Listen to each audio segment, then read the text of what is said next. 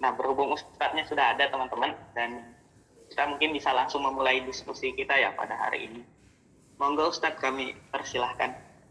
Assalamualaikum warahmatullahi wabarakatuh. Alhamdulillahil barril jawad alladzi jallat ni'am anil isra'i bil a'dab al-manni bil lutfi wal irsyad al-hadi ila sabili rasyad. Allahumma sholli ala sayyidina Muhammad wa ala alihi hulil kiramil bararah wa sahbihi muntakhabin al khiyarah, amma ba'dah.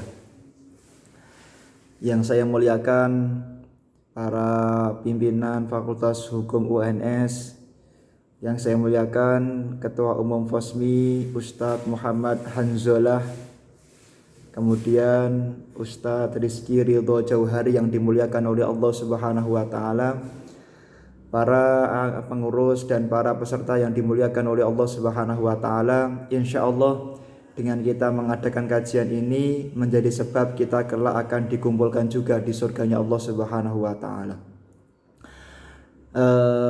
Sebelumnya saya mengucapkan banyak terima kasih karena telah diberi jalan untuk murojaah atau untuk mengkaji tentang yaitu hukum yang berkaitan dengan Undang-Undang Cipta Kerja ini.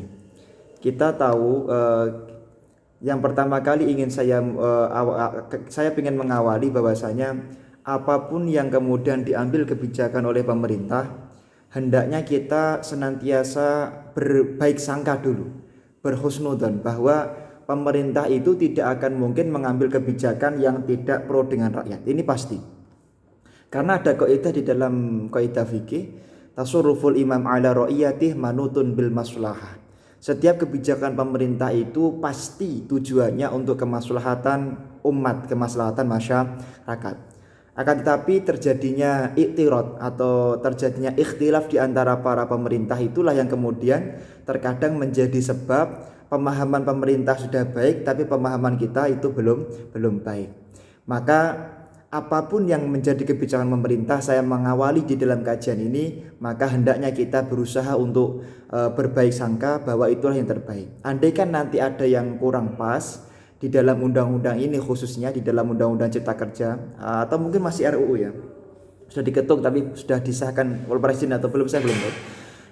Di dalam Undang-Undang Cipta Kerja ini, maka bisa kita gugat bersama-sama di Mahkamah Konstitusi melalui judicial review, atau kalau memang nanti ada peraturan yang lebih khusus atau lebih di bawahnya, di bawah undang-undang, nanti bisa kita bawa ke Mahkamah Agung, kira-kira begitu.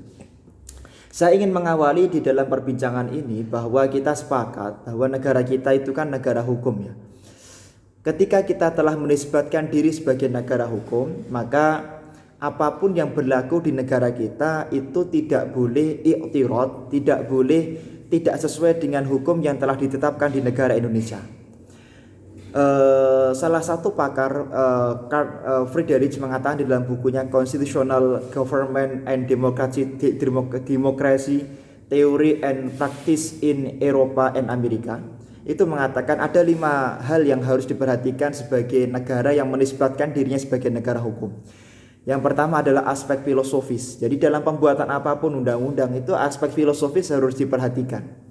Aspek filosofis, aspek ideologis, aspek asas itu harus diperhatikan. Yang kedua adalah aspek structure. Jadi aspek struktur. Apakah kemudian nanti sertifikasi halal itu dengan diberikan hak kepada tiap ormas misalnya, apakah itu sudah bagus atau belum? Yang ketiga adalah aspek legal. Apakah peraturan yang telah dibuat itu kemudian sesuai dengan undang-undang yang lebih tinggi atau sesuai dengan kebiasaan masyarakat? Islam mengajarkan kepada kita untuk senantiasa memperhatikan adat. Imam As-Suyuti mengarang sebuah kitab berjudul Al-Ashbah wan Nadhair, bahwa al-adah muhakamah. Itu adat itu hukum jika sesuai dengan hadis ma ra'ahu muslimuna hasanan fahuwa indallahi hasanun wa ma ra'ahu muslimuna qabihan fahuwa indallahi qabihun. Kalau adat itu baik, tidak bertentangan dengan Quran dan hadis, maka ya sudah, itu yang hendaknya kita lakukan dan kita teruskan seperti itu. Kemudian tidak boleh aturan tersebut itu di dalam syariat Islam bertentangan dengan syariat Islam. apa namanya, masabata bisyar'i muqaddamun ala masabata bil wad'i. Sesuatu yang telah ditetapkan oleh syariat maka tidak boleh kemudian tidak sesuai dengan apa yang telah ditetapkan oleh kemudian apa namanya pemerintah. Ini penting sekali kami utarakan. Maka di dalam muqaddimah kajian yang saya sampaikan ini, di dalam kitab yang dikarang oleh Syekh Abdul Qadir Audah di dalam kitab Tasyi'ul Jina'i fil Islam, bahwa mendirikan sebuah negara itu purpose-nya, tujuannya, goal setting-nya itu bagaimana kita memastikan iqamatul haq wal adil, tegaknya keadilan dan tegaknya kebenaran di dalam negara tersebut. Terkait masalah nama itu memang tidak diwajibkan di sana. Bahkan ketika Rasul Shallallahu Alaihi Wasallam saat itu membuat piagam Madinah, di dalam kitab Sirah An-Nabawiyah yang cukup besar itu karya Syekh Hisham Al-Ansari, aslinya itu kalimatnya hada kitab Rasulullah Muhammadin. Ini kitab Rasul Muhammad. Ini kitab Rasulullah Muhammad. Ini undang-undang Islam Muhammad. Cuman Rasul mengatakan umhu ya Ali, umhu ya Ali. Hapus wahai Sayyidina Ali.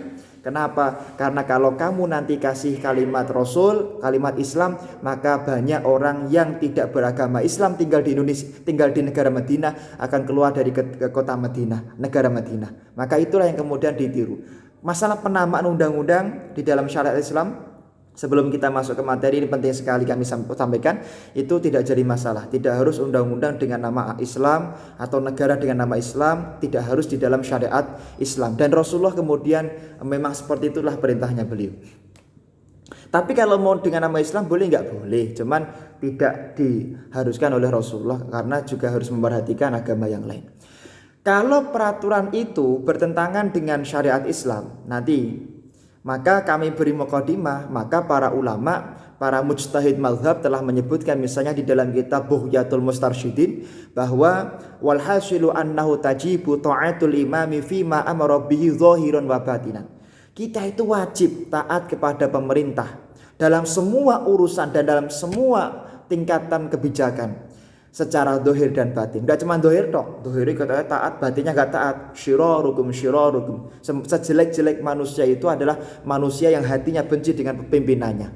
Kemudian mimma laysa biharamin, kecuali kalau perintah itu urusan haram. Kalau aturan pemerintah itu kemudian menyengsarakan rakyat. Kalau aturan pemerintah itu tidak pro dengan rakyat, au makruhin atau dibenci oleh rakyat, fal wajibu yata'akkadu wal mandubu yajibu wa kadal mubahu in kana fihi maslahah. Maka yang seperti itu hendaknya kita tolak dengan cara-cara yang lembut, dengan cara-cara yang dibenarkan. Seperti melakukan demonstrasi, boleh-boleh saja demonstrasi, cuman dengan cara-cara yang tidak menghina, mencaci, merendahkan dan lain sebagainya. Ini adalah aspek yang ketiga yang harus diperhatikan oleh sebuah negara hukum. Yang keempat adalah dokumentarian, harus ada mudawanah, kodifikasinya. Kemudian prosedural, harus ada jalan yang benar di dalam prosedur yang kemudian jelas. Jadi nanti kalau di dalam sertifikasi prosedurnya nggak jelas, maka tentu itu tidak bisa disebut sebagai sebuah undang-undang yang sesuai dengan syariat Islam atau sesuai yang diinginkan oleh keinginan daripada para ulama. Kemudian Hans Kelsen juga mengatakan di dalam General Theory of Law and State bahwasanya dalam setiap kebijakan nasional itu harus sesuai dengan konstitusi yang berlaku di negara Indonesia, seperti itu. Baik, kita akan masuk kepada aspek pentingnya halal di dalam hukum Islam. Islam itu mengajarkan kepada kita untuk menjadi orang yang mulia, untuk menjadi orang yang indah. Bagaimana Allah Subhanahu wa taala mengatakan, ya ayyuhan nas kulu mimma fil ardi halalan thayyibah. Di dalam Al-Qur'an, kalimat halalan thayyiban itu tidak hanya khitabnya kepada orang mukmin saja, orang muslim saja, tapi khitabnya atau objeknya itu kepada nas, yaitu seluruh manusia. Artinya apa? Ketika kita mengadakan kajian ilmiah seperti ini, tujuan kita bukan kemudian memastikan bahwasanya umat Islam akan makan makanan yang halal, yang thayyib, tidak, tapi kita memastikan seluruh manusia itu kelak akan makan makanan yang dihalalkan oleh syariatnya Allah Subhanahu wa taala. Maka dalam syariat Islam, bagaimana hukumnya jualan di siang hari bulan Ramadan? Maka para ulama 4 mazhab mengatakan haram. Kenapa? Karena walaupun yang beli itu orang non-Islam, tapi hakikatnya orang non-Islam itu matlub, termasuk orang yang sebenarnya dikhitopi untuk melakukan yaitu puasa bulan Ramadan. Jadi kalau kita memfasilitasi mereka makan, maka hukumnya tidak boleh.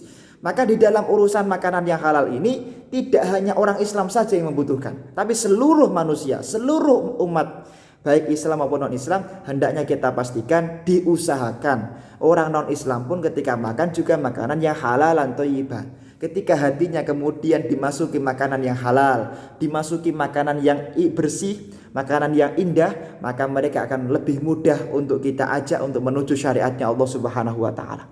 Tapi kalau orang non-Islam tidak kita perhatikan, kemudian makanannya kemudian haram, maka kemudian mereka akan sulit untuk kita ajak menuju dakwah, menuju syariatnya Rasul sallallahu alaihi wasallam. Yang diinginkan oleh syariat itu adalah halalan thayyibah. Enggak cuma halal toh, tapi halalan thayyibah. Yo halal, yo thayyibah.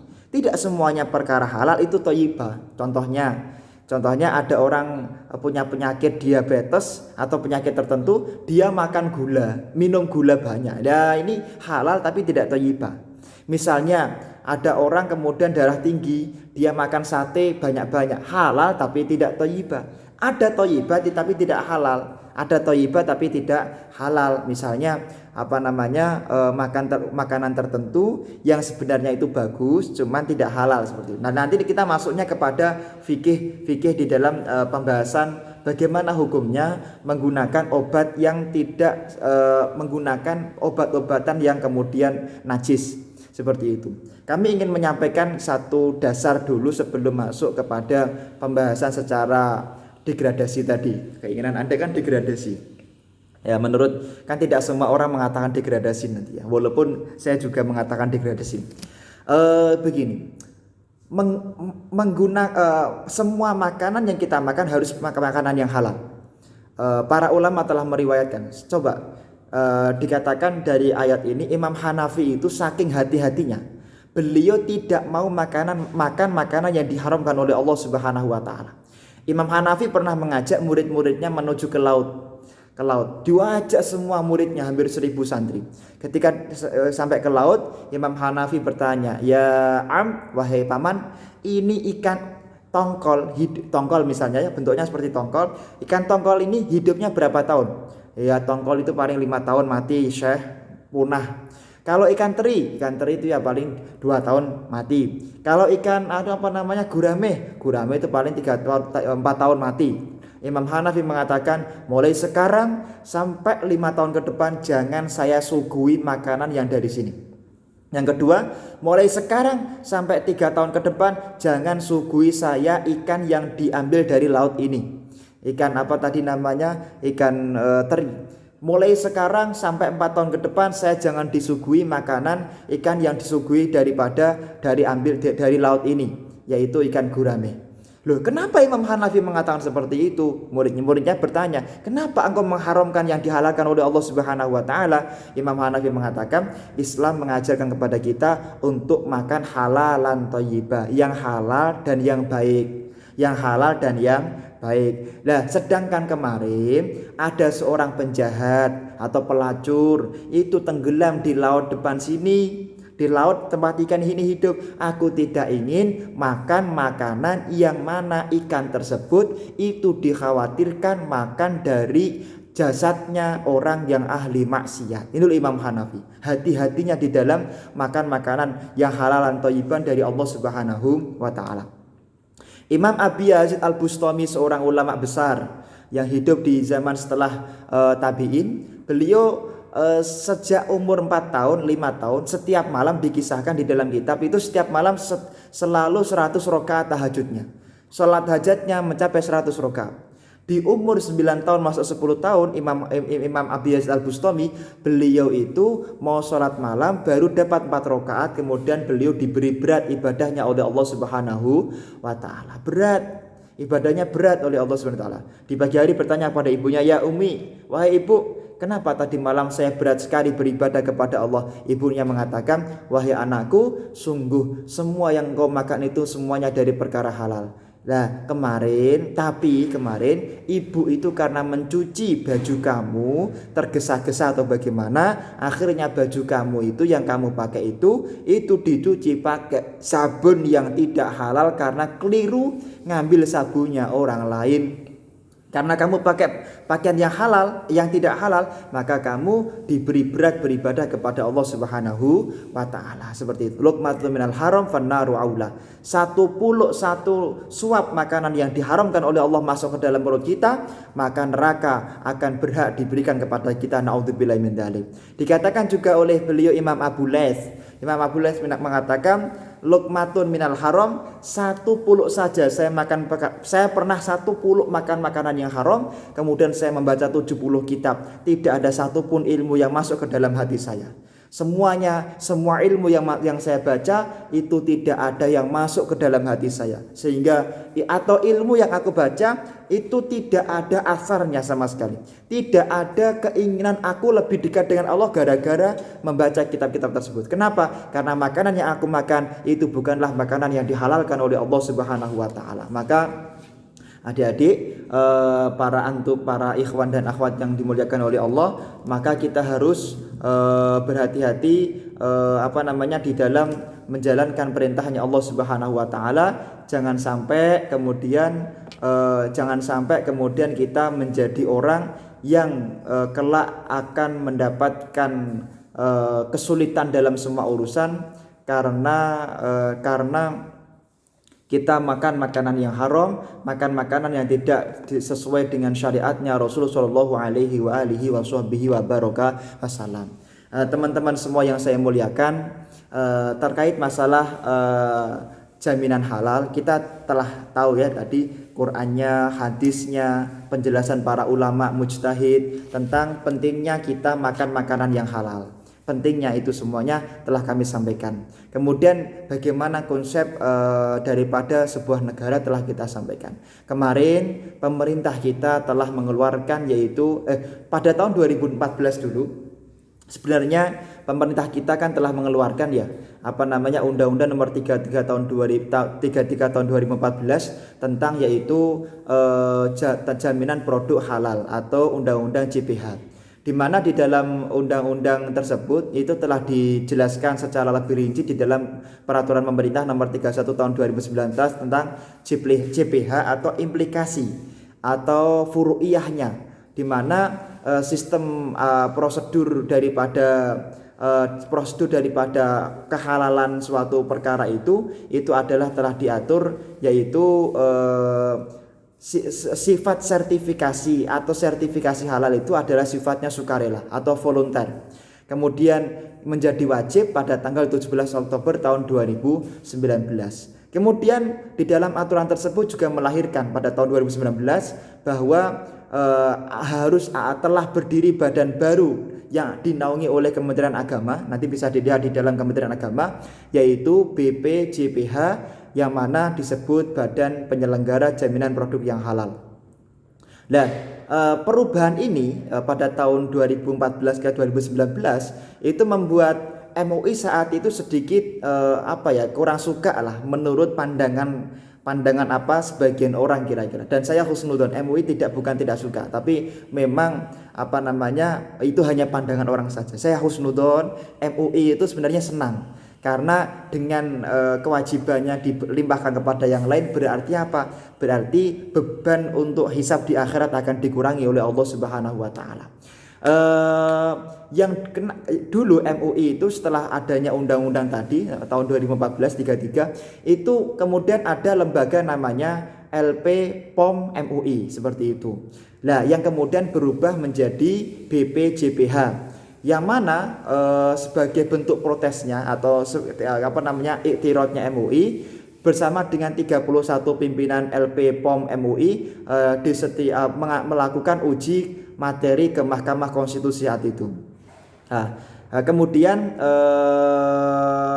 di dalam uji materi tersebut Mahkamah Konstitusi kemudian membahas cukup panjang dan kesimpulan akhirnya adalah bahwa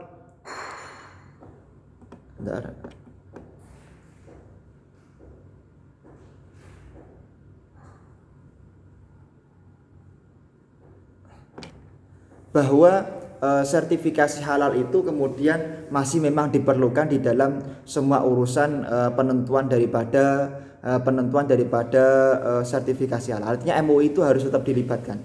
Oke, kita akan masuk kepada yaitu Undang-Undang Cipta Kerja atau undang-undang yang kemarin baru disahkan. Undang-Undang Cipta Kerja ini pada dasarnya bertujuan untuk bagaimana ekonomi rakyat itu menjadi baik menurut presiden dan menurut pemerintah. Cuman kemudian kita harus tahu bahwasanya di dalam undang-undang tersebut ternyata juga disinggung terkait masalah yaitu konsep halal daripada sebuah makanan seperti itu. Kita bisa melihat di dalam pertama kita bisa melihat perbandingannya di dalam undang-undang pasal 14 Undang-Undang Nomor 33 Tahun 2014 di dalam Undang-Undang Jaminan Produksi Produk Halal dijelaskan bahwasanya wajib adanya auditor. Auditor itu harus ada lembaga yang khusus untuk memeriksa halal itu sendiri. Sedangkan persyaratan untuk dijadikan sebagai auditor itu adalah yang pertama warga negara Indonesia, harus WNI. Tentu apakah ini pro atau kontra, apakah harus WNI, tentu ini kembali kepada hak Anda karena memang pendapat pribadi, karena memang mungkin saja orang luar itu juga menguasai daripada keahlian daripada masalah halal dan haram ini. Kemudian yang kedua, beragama Islam. Terkait masalah beragama Islam tentu orang bisa pro dan bisa kontra. Cuman ketika orang itu beragama Islam tentu akan lebih kita percayai di dalam dia mengambil sebuah kebijakan hukum. Kemudian yang ketiga yaitu berpendidikan paling rendah yaitu S1. Ini sangat ketat sekali kalau kita menggunakan sebelum Undang-Undang Cipta Kerja seperti itu. Harus S1 minimal. Kemudian memahami dan memiliki wawasan yang luas mengenai kehalalan produk menurut syariat Islam. Gak cuman sarjana tok, gak cuman sarjana biologi, tapi juga harus ulama. Harus ulama yang menguasai tentang syariat Islam. Kemudian mendahulukan kepentingan umum ya ini pasti. Kemudian memperoleh sertifikat dari MUI. Jadi kalau kita melihat memang di dalam pasal undang-undang yang lama, MUI ini menjadi tonggak utama di dalam penentuan yaitu sertifikasi halal itu sendiri. Bahkan di dalam pasal 29 di dalam Undang-Undang Nomor 33 tahun 2014 bahwasanya jaminan produksi halal itu adalah berisi tentang yaitu tata cara mendapatkan sertifikasi halal dari dari yaitu Majelis Ulama Indonesia seperti itu. Kemudian hal ini agak berbeda misalnya dengan apa yang ada di dalam undang-undang yang baru yaitu undang-undang yang Undang-Undang Cipta Kerja. Yang mana di dalam Undang-Undang Nomor 33 Tahun 2014 itu ada syarat auditor. Ternyata di dalam yang baru ini syarat tersebut itu dihapus. Ya, sehingga untuk menjadi auditor halal itu bebas. Makanya semua ormas itu dimungkinkan bisa menjadi auditor halal tersebut seperti itu. Misalnya, ormas di sini yang dimaksud adalah ormas-ormas yang memiliki badan hukum tentunya ya. Ini dimungkinkan. Ya apakah seperti itu bagus, Pak? Menurut saya kembali kepada ormasnya. Kalau ormas tersebut itu kredibel ya bagus-bagus saja. Kalau ormas itu tidak kredibel ya tidak bagus. Tapi menurut saya lemah. Kenapa? Tidak semua ormas itu memiliki kemampuan untuk melakukan auditor. Tidak semua ormas itu memiliki pakar. Semua ormas memiliki profesor di bidang biologi, profesor di bidang kimia dan lain sebagainya. Sehingga kalau dibebaskan setiap ormas untuk melakukan auditor kehalalan sendiri, walaupun nanti sertifikatnya dari MUI, auditnya memang dari itu akan ada peluang bahwa kurang telitinya auditor itu untuk melakukan yaitu audit kehalalan suatu makanan atau suatu apapun lah kira-kira masalah yaitu halal.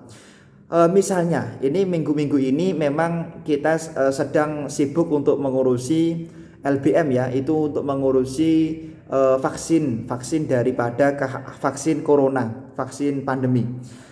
Itu saja MUI telah memutuskan misalnya, itu saja pemerintah itu harus tadi banding ke Cina, ke Hong Kong, atau melakukan uji di sana untuk menentukan apakah vaksin tersebut itu bagus atau tidak. Apakah vaksin tersebut itu kemudian kredibel atau tidak. Kita membutuhkan ke sana. Apakah semua ormas atau lembaga itu kemudian mampu untuk melakukan itu? Nah, ini yang kemudian perlu kita kritisi bersama, sehingga di dalam menentukan sertifikasi halal itu juga perlu adanya pemerintah perlu memastikan bahwa setiap ormas itu telah mampu untuk melakukan kepastian, ormas saya adalah ormas yang kredibel. Kemudian ada perbedaan misalnya waktu penerbitan. Kalau melalui MUI, melalui yang Undang-Undang Nomor 33 tahun 2014, jaminan produk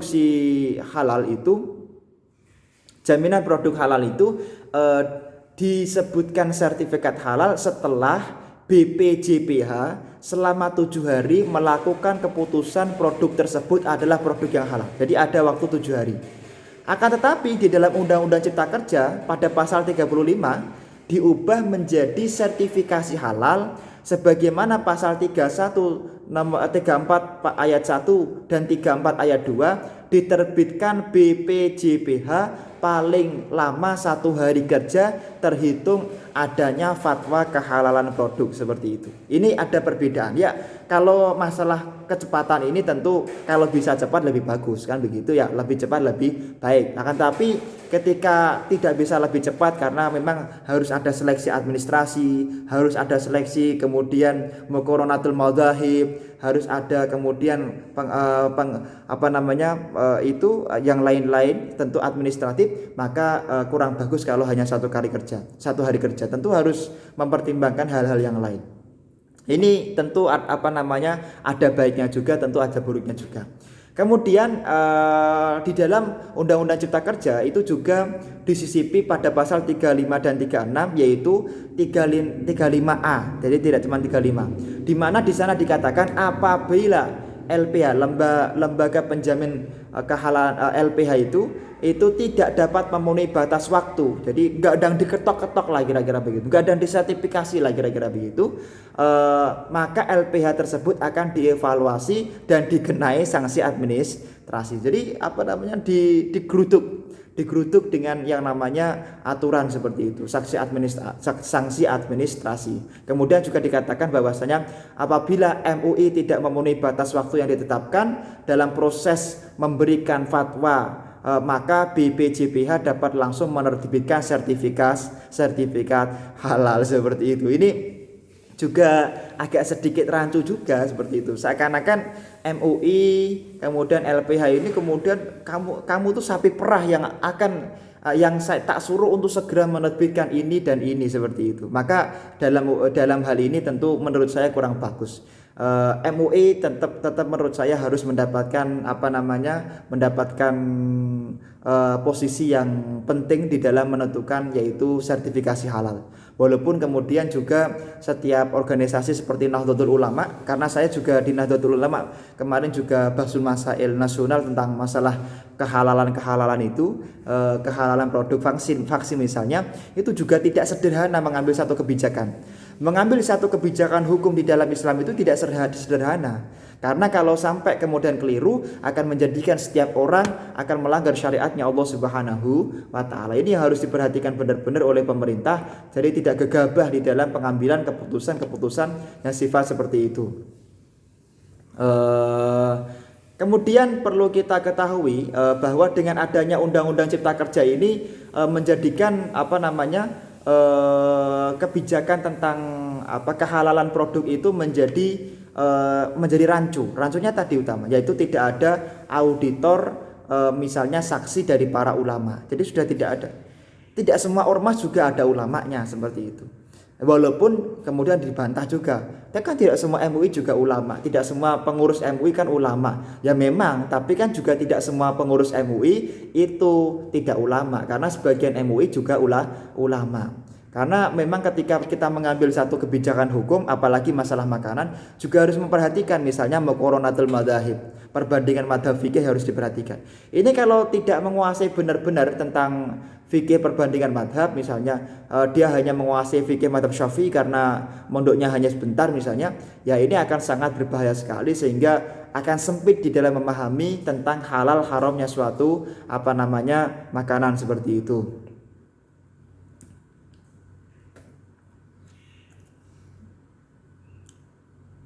Sebentar ini, istirahat sebentar, semenit.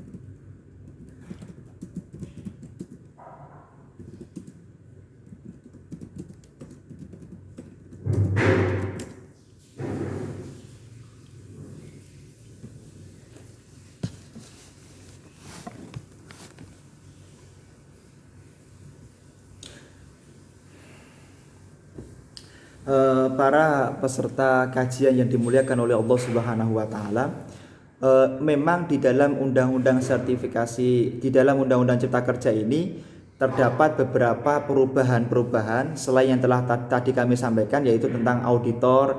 Itu yang paling penting menurut saya, menurut pandangan saya. Walaupun juga beberapa ahli mengatakan ada hal-hal yang lain yang juga perlu dikritisi di dalam kebijakan undang-undang tersebut.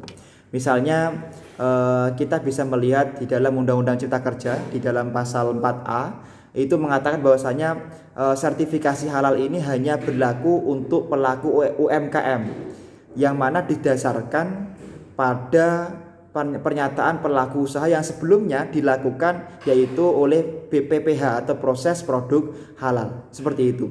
Akan tapi kelemahannya itu terkait masalah mekanisme PPH ini, tidak ada mekanisme yang kemudian ditetapkan berdasarkan hal-hal yang telah tidak ada mekanisme jelas sebagaimana telah ditetapkan oleh yaitu BPJPH, sehingga pelaku UMKM itu tidak perlu membayar sertifikasi halal.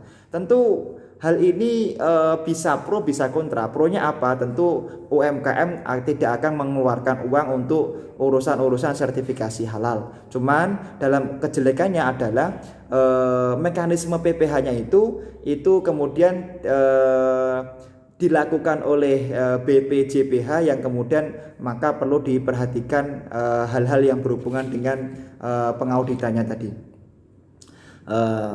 Kemudian di dalam Undang-Undang Cipta Kerja ini juga dibahas misalnya sebelum pelaku usaha memisahkan lokasi, tempat dan alat yang digunakan untuk PPH sesuai undang-undang produk daripada produk halal ini, jika tidak melaksanakan aturan-aturan yang ada di dalam Undang-Undang Cipta Kerja, maka sanksinya tidak seperti dulu. Nah, sanksinya di dalam Undang-Undang Cipta Kerja itu adalah hanya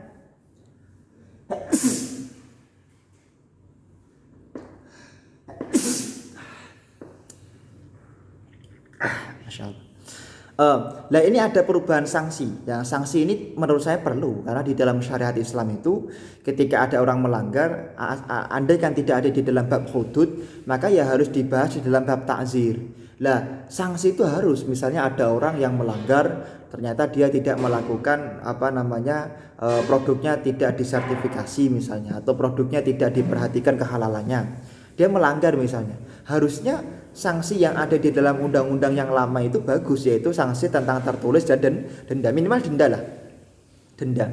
minimal ada denda di sana, sehingga ada efek jerah di dalam pelanggaran tersebut. Akan tapi di dalam Undang-Undang Cipta Kerja tidak ada sanksinya cukup administratif saja, tanpa ada yaitu rujukan secara detail. Saya nggak tahu dan apakah kemudian nanti akan dibuat peraturan yang lebih rigid melalui Kementerian Agama atau melalui peraturan menteri tertentu terkait masalah ini, melalui peraturan presiden terkait masalah sanksi-sanksi yang ada di dalam Undang-Undang Cipta Kerja kalau ada orang melanggar dalam urusan yaitu kehalalan produk tadi.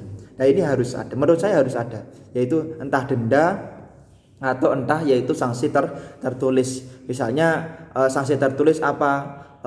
Di tokonya ditulisi yaitu bahwa di tempat ini atau diumumkan di dalam satu website lembaran negara bahwa toko ini itu menjual sesuatu yang tidak didaftarkan atau ternyata terindikasi tidak halal misalnya, maka harus ada seperti itu, harus ada tertulis sehingga masyarakat akan memilih yang halal. Ini menurut saya perlu demi kehati-hatian. Kemudian denda juga perlu karena memang demi kehati-hatian. Boleh di dalam syariat Islam itu melakukan denda, boleh kalau memang itu di dalam salah satu madhab itu menjadikan efek jera di dalam urusan di dalam urusan pelaksanaan syariat Islam. Kemudian di dalam Undang-Undang Cipta Kerja, juga telah dibahas yaitu proses perpanjangan sertifikasi halal. Ini juga sedikit ada perubahan.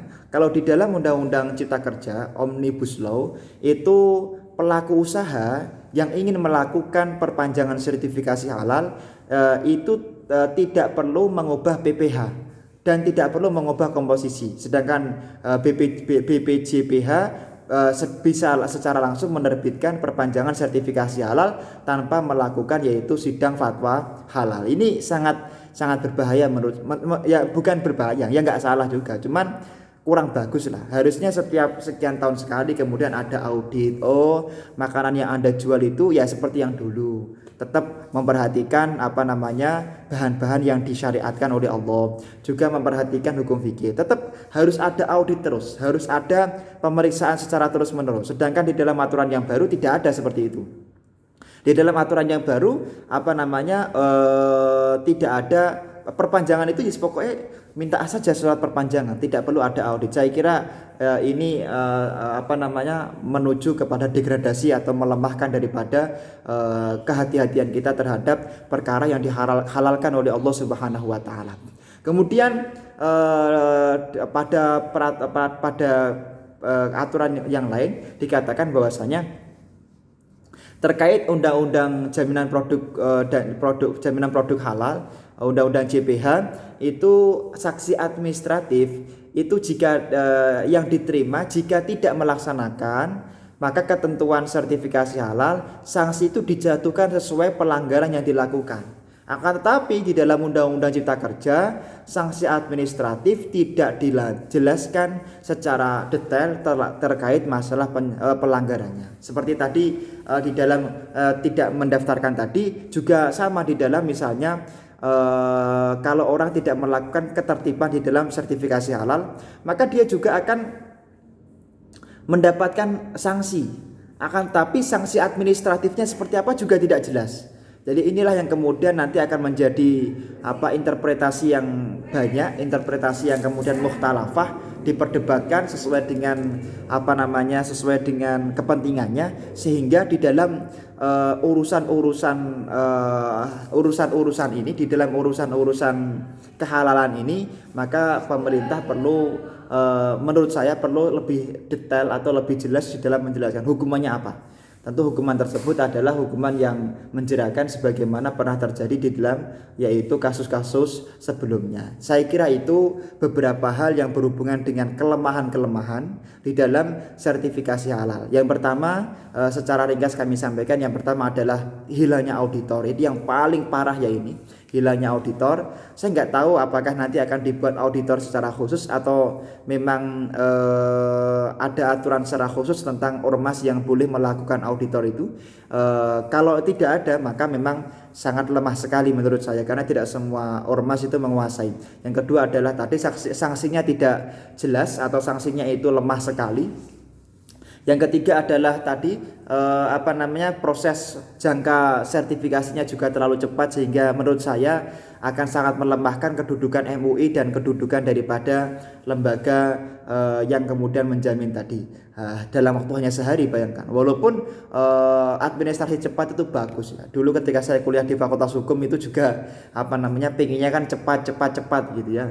Ini bagus. Cuman ketika cepat itu tidak bisa ya, tentu kita harus tahu. Kemudian terkait masalah yang lemah juga, misalnya ketika di dalam urusan UMKM itu tidak perlu membayar sertifikasi halal. Ini bagus. Ini di sisi lain juga lemah, tapi di sisi lain bagus. Karena apa?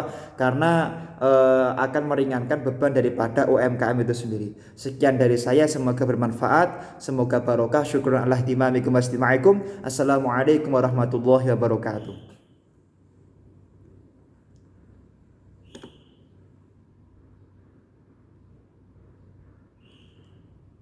Waalaikumsalam warahmatullahi wabarakatuh. Nah, berhubung tadi sudah materi dari narasumber teman-teman, jadi untuk saat ini kami akan membuka sesi tanya jawab.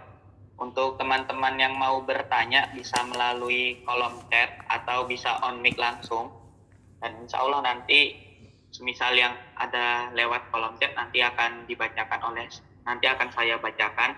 Dan untuk teman-teman yang mau bertanya mungkin bisa langsung on mic juga, itu tidak apa-apa.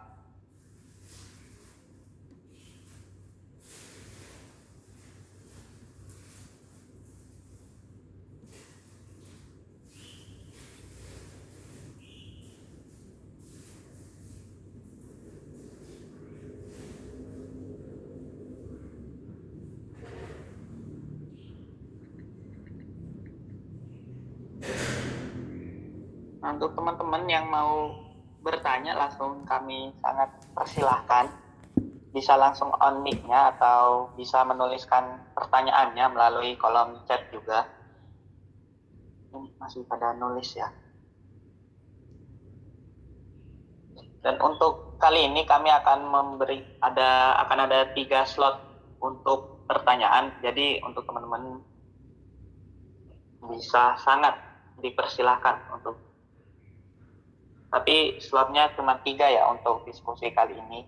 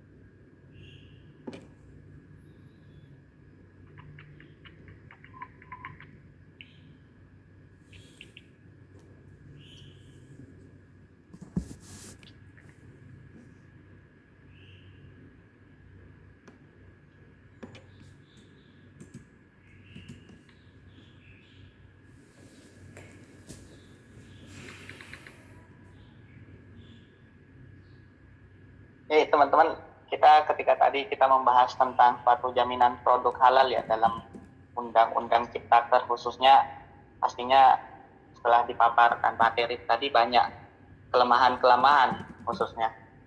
Apalagi yang terkait dengan auditor itu, yang tidak mengatur ketentuan khusus di dalamnya. Ustadz, mungkin saya ingin bertanya, berhubung belum ada yang bertanya. Moderator boleh kan? Tim acara. Saya ingin bertanya masalah auditor ini Ustadz, di mana kan setiap ormas pastinya itu nggak ada tim ini ya, kita belum bisa menjamin mereka, tapi gini, dalam konteks realitanya, dalam kondisi realitanya mungkin mereka ingin banget juga untuk ikut turut berperan dalam suatu jaminan produk halal. Nah, bukankah kita lebih baik kita sebenarnya itu kolaborasi ya, antar MUI dan juga dengan ormas Islam. Karena takutnya ketika kita hanya bergantung pada ormas Islam saja dan tidak mengatur ketentuan khususnya, maka seperti yang di materi tadi bakal banyak suatu degradasi dalam jaminan produk halal khususnya. Dan bukan hanya berdampak pada, dan ini tentunya berdampak sangat besar ya dalam kondisi umat kita yang sekarang, dalam kondisi umat Islam khususnya. Nah, jadi menurut pandangan Ustadz, perlu nggak sih kita membuat suatu peraturan turunan misalnya dalam mengatur tentang ormas-ormas tadi?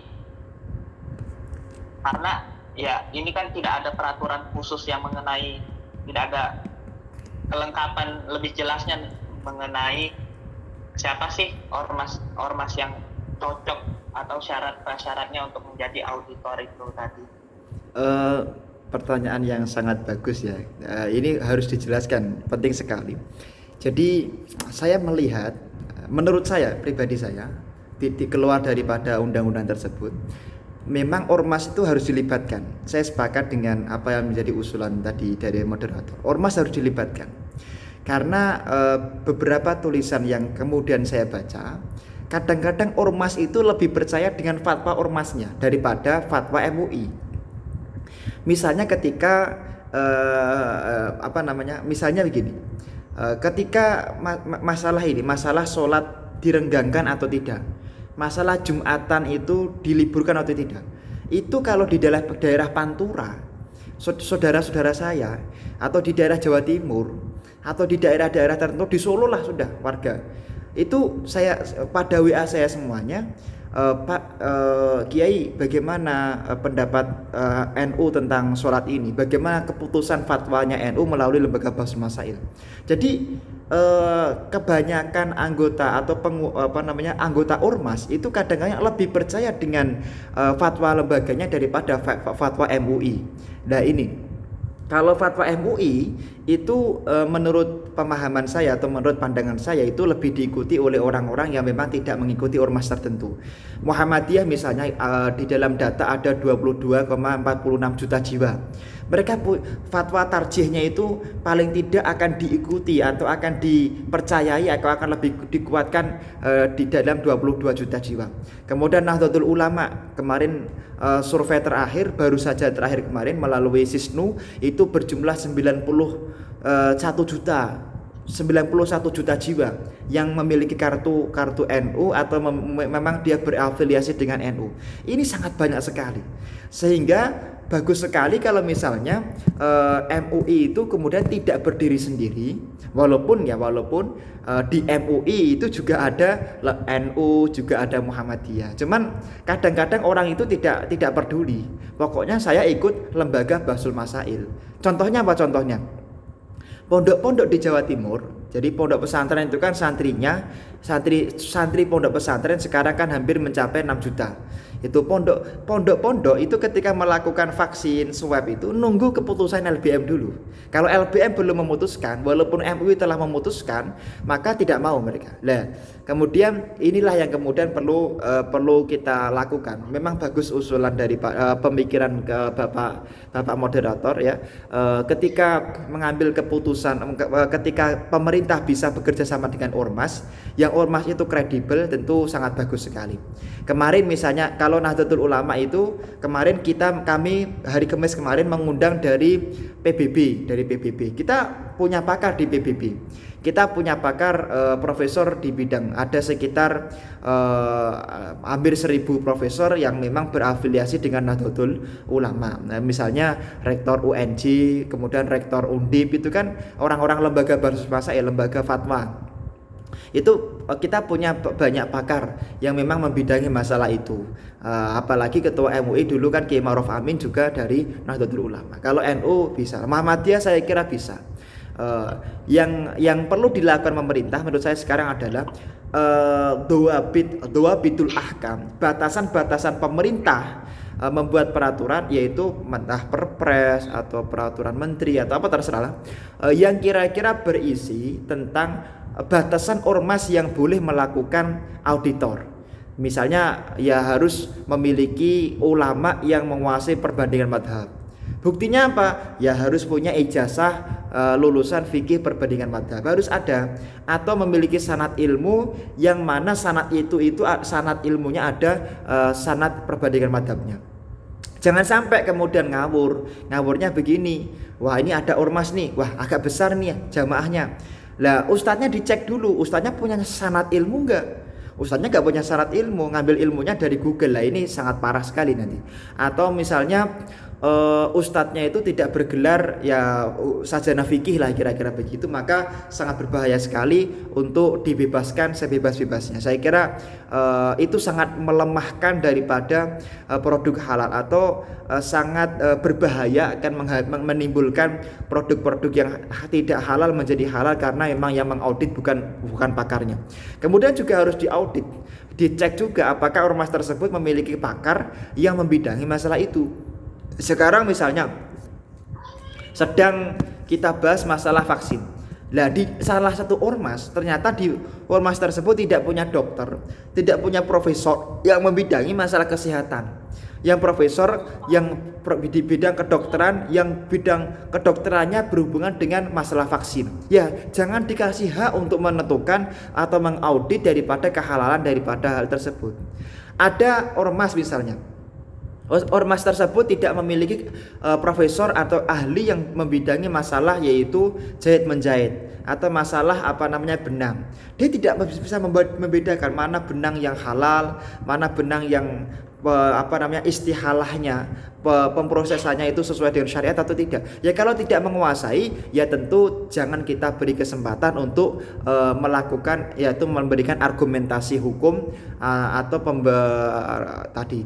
Lah ormasnya tidak punya keahlian apa-apa, atau lembaga yang berbadan hukum tidak punya keahlian apa-apa, MUI suruh ikut ormas tersebut. Nah ini kan sebuah kebelingeran yang luar biasa. Maka harus benar-benar diatur ya, seperti itu. Andaikan nanti ada aturan-aturan baru di dalam peraturan yang lebih rigid, maka itu sangat bagus sekali. Seperti itu. Baik Ustadz, terima kasih atas jawabannya. Nah selanjutnya ada pertanyaan nih Ustadz dari saudari Lala Nariswari. Mohon izin bertanya, bagaimana proses pengujian audit secara berkala? Apakah memang prosedurnya ribet sehingga pemerintah ingin memangkasnya untuk percepatan pembangunan ekonomi? Terima kasih. Sebentar ya, saya tak ke belakang sebentar ya sini. Bentar. Semenit apa 2 menit lah.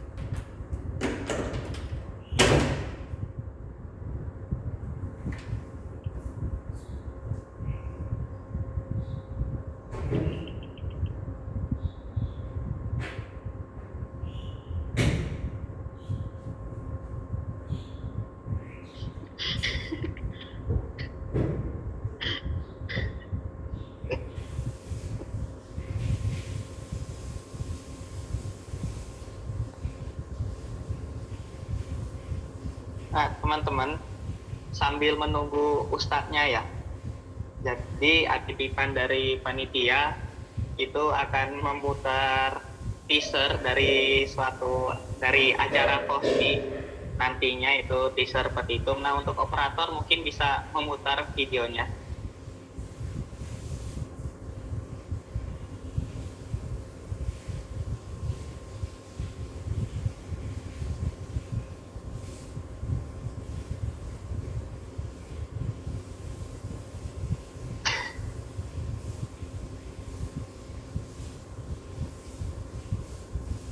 Nggak ada suaranya dok.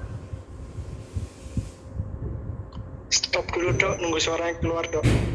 Dok, nggak ada suaranya dok.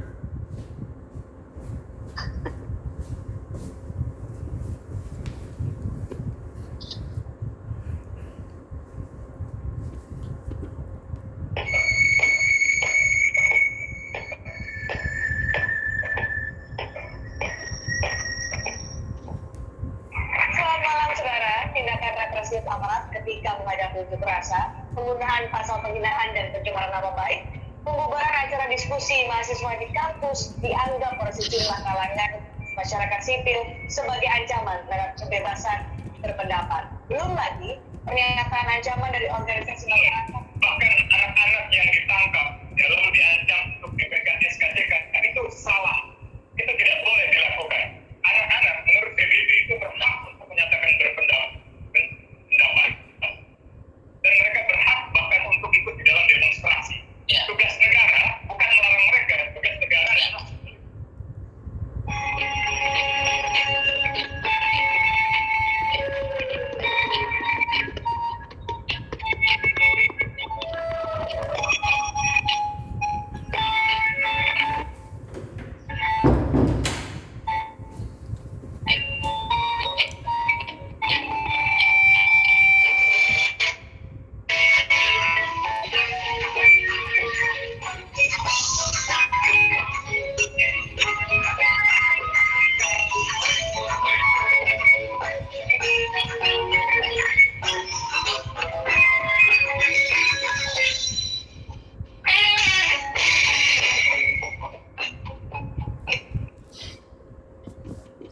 Sudah.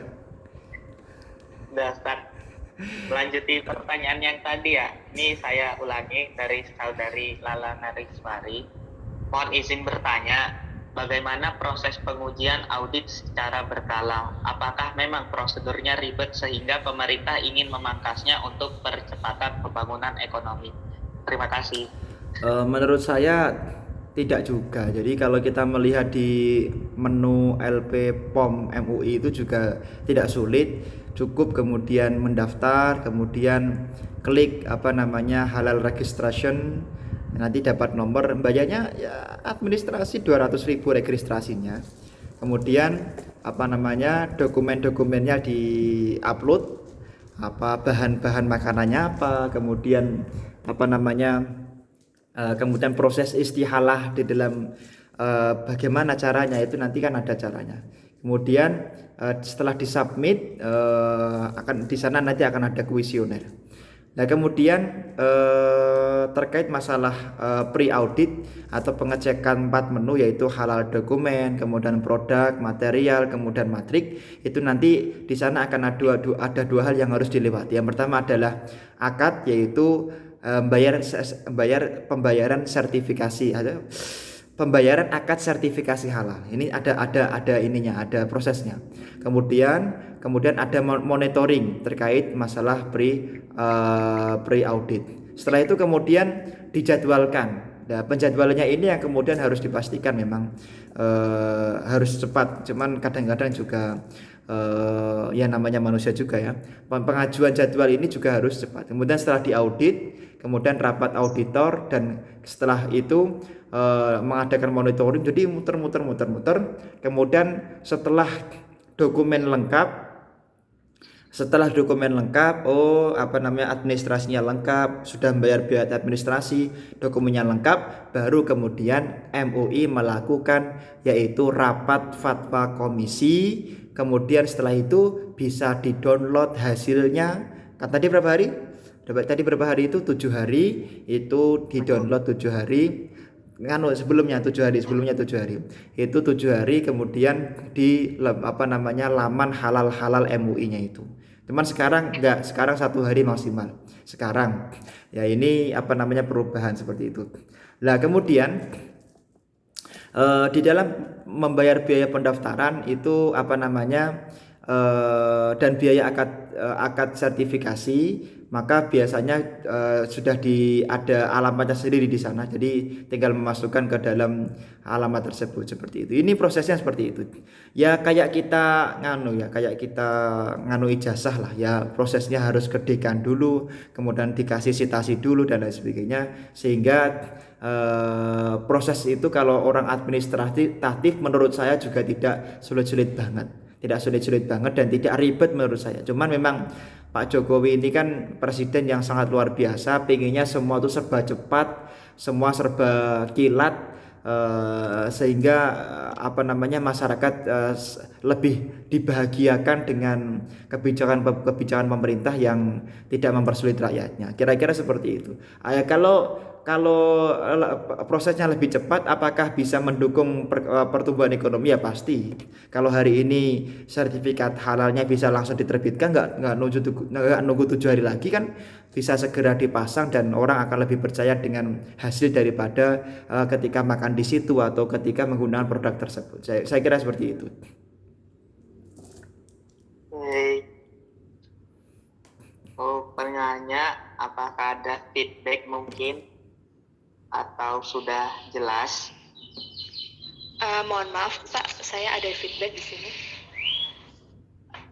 Bertanya, apakah kira-kira memungkinkan untuk pengurusan administrasi dan kawan-kawannya itu adalah gratis? Saya kira melihat prosesnya itu begitu ribet gitu. Maksudnya benar-benar karena ini menentukan hukumnya ya, maksudnya menentukan apakah makanan ini halal atau tidak itu kan. Soalnya ini kan ada dampak hukumnya dari situ, Pak. Menurut saya bisa digratiskan dengan catatan tentu ini pikiran saya.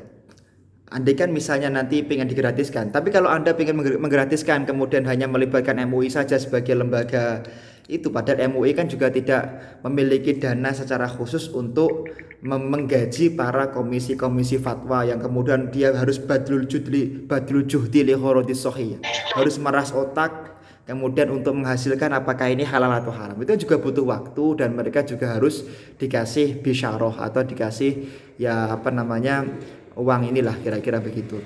Nah ini kalau tidak ada dananya juga susah juga. Maka misalnya ketika mau digratiskan ya tadi kan rencana di peraturan yang terbaru itu kan rencana juga biaya administrasi kan juga tidak dibebankan secara berat kepada pengusaha, apalagi UMKM kan begitu ya. Nah itu nanti kalau pengen digratiskan, menurut saya bisa bekerja sama dengan ormas bagaimana tadi, kerjasama dengan ormas, MUI bekerja sama dengan NU, bekerja sama dengan Muhammadiyah untuk memutuskan satu kebijakan. Walaupun juga pendapat saya pasti dibantah. Loh, di MUI kan juga ada NU-nya, ada Muhammadiyahnya. Artinya biar yang mengaudit itu nanti ada bisaroh dari tiap-tiap ormas tersebut seperti itu. Walaupun nanti juga akan ada yang membantah. Loh, pengurus MUI kan juga ada Muhammadiyahnya, ada NU-nya komposisinya seperti itu. Ya bisa digratiskan. Pembiayaan itu tentu dalam rangka hanya administrasi saja dan dalam rangka untuk tadi memberikan masukan kepada pemerintah saja. Kira-kira begitu. Bisa saja. Ya, baik, terima kasih, Pak. Nah, untuk teman-teman, ini ada satu slot lagi bagi yang mau bertanya bisa langsung on mic atau menuliskan pertanyaannya di kolom chat ya. Misal ada sesuatu yang ingin ditanyakan dalam diskusi kali ini.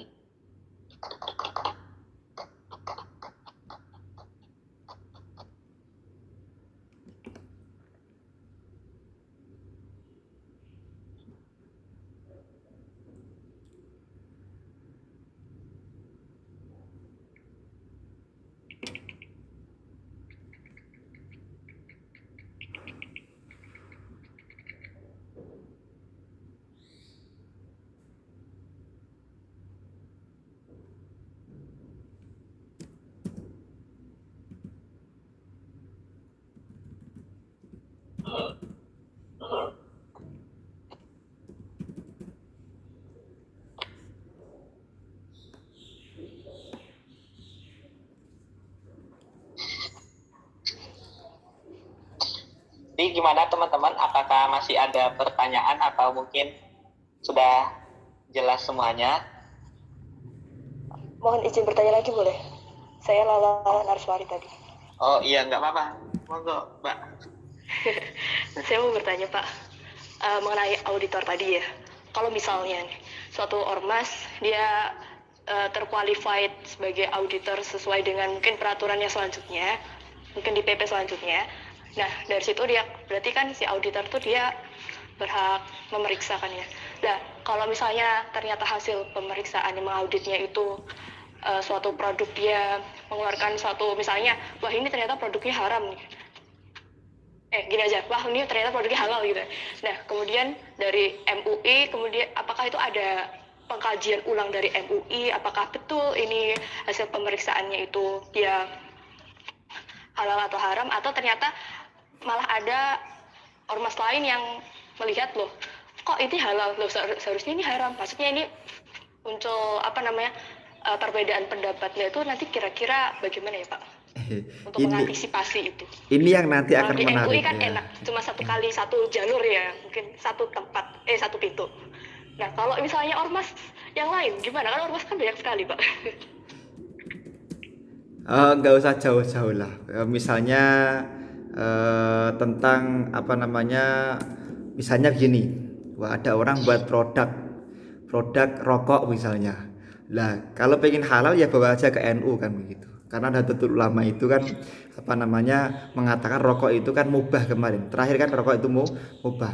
Kemudian kalau dibawa ke MUI maka akan menjadi haram. Kalau dibawa ke Muhammadiyah maka menjadi haram. Ada ormas yang lain mengatakan, misalnya dibawa ke Kediri sana ada ormas itu maka menjadi halal misalnya, atau menjadi mubah, tidak sampai haram lah kira-kira begitu. Lah ini juga menjadi salah satu nanti akan menjadi kebingungan masyarakat juga ketika terjadi perbedaan pendapat antara satu ulama dengan yang lain. Cuman perlu saya sampaikan juga bahwa perbedaan itu biasa.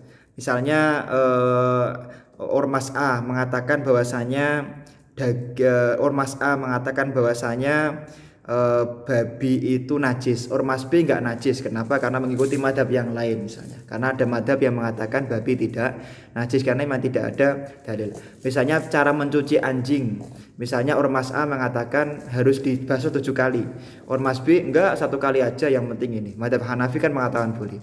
Misalnya masalah makanan, saya punya catatan di sini tentang makanan-makanan yang mana kadang-kadang juga para ahli, para ulama berbeda pendapat. Kita bisa membuka kitab misalnya Rahmatul Ummah fi Ikhtilafil A'immah terkait masalah hukum-hukum tertentu di dalam hukum Islam. Misalnya banyak dimungkinkan terjadi perbedaan pendapat ulama di dalam masalah-masalah fikih. Misalnya bagaimana hukumnya kulit badak, bagaimana hukumnya misalnya ketika nanti ada produk halal tentang sesuatu yang bercampur dengan tas yang bercampur dengan kulit buaya atau tanduk gading gajah. Ini kalau ormasnya kebetulan madhabnya tidak Syafi'i kan sangat bahaya sekali. Ini kelemahan juga. Kelemahan ketika setiap ormas boleh melakukan audit. Sedangkan Imam Syekh Wahbah Az-Zuhaili di dalam kitab Al-Fiqhul Islam wa Adillah itu ada konsep, ada kaidah fikih atau ada usul fikih yang harus dipenuhi oleh pemerintah di dalam mengambil satu kebijakan, yaitu pemerintah tidak seharusnya melakukan pengambilan kebijakan yang tidak umum secara madhab diikuti oleh negara tersebut. Misalnya Indonesia itu kan madhabnya kan kebanyakan Syafi'i, ya sudah dalam pengambilan kebijakan, dalam pengambilan hukum, maka diusahakan menggunakan madhab Imam Asy-Syafi'i. Penentuan 1 Syawal, 1 Ramadan ya menggunakan ru'yatul hilal. Ru'yatul hilalnya pun menggunakan ru'yatul hilal di negara sendiri, enggak mengikuti yang lain. Karena itulah aturan di dalam madhab Imam Asy-Syafi'i. Hambali, Hanafi, Maliki mengatakan hilal itu pokoknya negara lain telah melihat ya kita ikut negara tersebut. Itu di dalam kitab Mizanul Kubro atau di dalam kitab Rahmatul Ummah fi Ikhtilafil A'immah berdasarkan Quran dan hadis. Nah, inilah nanti juga kelemahan yang harus dipecahkan pemerintah. Kalau ada ormas-ormas kemudian berbeda pendapat masalah halal haramnya itu, jangan-jangan terus parahnya begini. Ini contoh keparahan yang tersistematis, keparahan tersistematis. Saya pernah mendengar bahwa anjing itu dihalalkan. Kemudian saya nggak kaget karena memang saya pastikan atau saya kemungkinkan Ustadz yang satu ini atau orang ini membaca kitab madhab Maliki tapi tidak memahami usul fikih madhab Maliki. Jadi dia fikihnya pakai mazhab Maliki yang mengatakan di sana wayukroh, makruh saja. Cuman usul fikihnya nggak menggunakan mazhab Maliki. Lah usul fikih dalam mazhab Maliki itu tentu makna makruh itu di dalam mazhab Maliki adalah makruh tahrim, tidak seperti makruh di dalam mazhab Imam Asy-Syafi'i. Jadi kalimat kalau kita baca fikihnya Hambali ya usul fikihnya Hambali, metodologi membaca kitab fikihnya Hambali. Nah, seperti itu. Sedangkan usul fikih itu kebetulan saja belum banyak yang diterjemahkan. Saya punya kitab usul fikih mazhab Hambali, di kamar sana juga ada, punya usul fikih di dalam mazhab Maliki juga punya, usul fikih di dalam mazhab Hanafi juga punya. Kalau mazhab Syafi'i otomatis karena kita bermadhab Imam Asy-Syafi'i seperti itu. Nah, ini juga menjadi masalah ketika misalnya ormas tertentu tidak menguasai hal tersebut dan akhirnya berbeda pendapat. Sampai parahnya itu anjing kemudian dikatakan boleh. Ini kan parah sekali. Parah maksudnya parah bodohnya gitu loh. Parahnya tidak membaca atau tidak belajar usul fikihnya dulu. Lah ini sangat berbahaya sekali. Beberapa waktu lalu saya diundang oleh salah satu universitas untuk duduk dengan salah satu ormas besar. Tidak menyebut saya, ormas tersebut karena sudah cukup lama. Ormas tersebut terkenal memiliki banyak fatwa. Saya tanya kepada, lah cara metodologi pengambilan fatwanya bagaimana? Ya sudah, kita ngambil dari Quran, dari hadis, kemudian kita pahami sendiri. Kita pahami sendiri menurut pemahaman kita. Loh, apa gitu? Iya gitu, seperti itu lah, nggak pakai madhab, ya nggak pakai madhab-madhaban kita. Lah ini sangat bahaya sekali sehingga akan menganulir semua keilmuan Islam seperti usul fikih, qaidul fikih, asbabun nuzul, kemudian ilmu ma'ani, tamsili, badali, syi'ri, khitabi, kemudian ilmu mantek, akan nggak ada gunanya kalau sudah seperti itu. Nah ini akan sangat bahaya sekali di dalam pengambilan hukum andaikan ada seperti itu. Itu sudah tahun 2010-2009 itu pernah. Juga kadang-kadang begini, misalnya ketika terjadi perbedaan pendapat antara satu ormas dengan ormas yang lain itu mengakibatkan adanya perbedaan. Makanya saya kemarin mengusulkan kepada pemerintah juga bahwa kebijakan, maka di UNS kan materi AAI atau materi pengganti AAI itu kan juga harus disamakan. Jadi harus sama, mulai dari pusat sampai ke daerah, sampai ke SD negeri, itu dalam pengambilan hukum fikih disamakan, jangan dibedakan. Kalau mau mengatakan beda, tulislah ada perbedaan, tapi jangan kemudian menulis langsung perbedaannya. Misalnya tiba-tiba di dalam salah satu LKS SD, SMP, SMA mengatakan bahwa hukum makan daging kuda itu haram, misalnya tiba-tiba mengatakan haram, atau sesuatu yang bercampur dengan daging kuda itu haram, misalnya saja ya. Lah ini akan membuat ribut nantinya. Membuat ribut maksudnya bagaimana? Karena di dalam mazhab Imam Syafi'i kuda itu tidak dihukumi sampai haram. Ini tentu perlu kita samakan perspektifnya. Mulai dari pusat, dari perguruan universitas negeri, universitas yang di perguruan tinggi sampai ke ranah SD negeri, maka materinya itu sama. Di IAIN Surakarta kemarin buku SKL itu ya buku AAI lah. Kalau dulu saya di UNS kan saya dulu juga asisten agama Islam. Saya dulu AAI itu materinya itu kemudian dibuat sendiri dan saya melihat satu perguruan tinggi dengan yang lain berbeda. Menurut saya harus disamakan kalau itu memang negeri. Kecuali kalau memang universitas itu miliknya Muhammadiyah atau miliknya organisasi tertentu, ya silahkan pakai madhab yang dia yakini, tidak jadi masalah ya, seperti itu. Maka ini perlu kami sampaikan karena sangat penting sekali. Di IAIN ada satu hukum fikih yang tidak terkenal di dalam mazhab Imam Asy-Syafi'i dan itu sangat lemah pendapatnya dan tidak bisa dipakai kalau difatwakan di masyarakat. Kita harus mempelajari fikih secara mendalam karena fikih ini adalah batu loncatan kita untuk menjadi orang yang diridhoi oleh Allah Subhanahu wa taala. Kalau kita langsung kembali kepada Quran dan hadis, maksudnya kembali kepada Quran dan hadis sesuai nafsu kita, maka sangat bahaya sekali. Ya, kita kembali kepada Quran dan hadis sesuai dengan penjelasan para mujtahid, para ulama madhab dan para mufassir serta muhaddis. Maksudnya seperti itu. Itu Ustazah Lala, ada yang belum saya jawab dari Ustazah Lala? Cukup Pak, terima kasih Pak. kayak Nah, berhubung sudah 3 pertanyaan ya teman-teman, jadi ini sudah sesuai slot yang sesuai arahan dari panitia juga. Nah, sebelum kita ke penutup, mungkin Ustadz bisa memberikan closing statement-nya yang berkaitan dengan di tema diskusi kita pada hari ini. Adik-adik dan ikhwan akhwat yang saya muliakan, yang saya hormati, kita boleh menjadi orang yang kritis. Kita boleh menjadi orang yang tidak setuju dengan kebijakan pemerintah.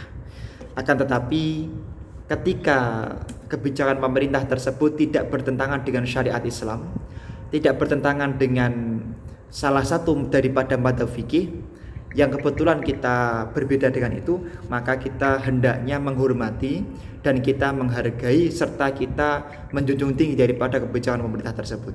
Karena kaidahnya tasarruful imam ala ra'iyatih manutun bil maslahah.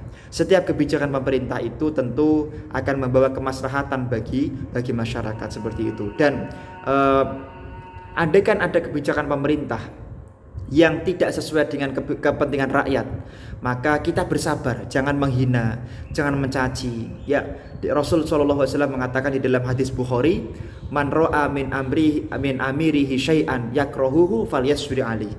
Barang siapa orang yang melihat kebijakan pemerintahnya itu dia benci, maka hendaknya dia bersabar. Fa innahu man faraqal jama'ata shibron famata. Andaikan dia keluar dari kebijakan pemerintah, pokoknya saya enggak ikut pemerintah, maka kalau enggak ikut ormas enggak apa-apa. Kalau enggak ikut pemerintah, maka andaikan dia mati, maka mati dalam keadaan jahiliyah. Kemudian dikatakan oleh Allah Subhanahu wa taala, oleh Rasulullah SAW, man khala ayatan min ta'atin laki Allah yaumil qiyamah la hujjatan lahu. Barang siapa orang yang mati sedangkan dia satu langkah saja menjadi orang yang memberontak kepada pemerintah, sedangkan pemerintahnya itu adalah pemerintah yang kebetulan tidak salah, kebetulan kebijakannya masih bisa digugat dengan cara-cara yang dibenarkan melalui konstitusi, maka kelak ketika mati tidak ada hujah untuk bisa mendapatkan ridho dari Allah Subhanahu wa taala. Maka hati-hati.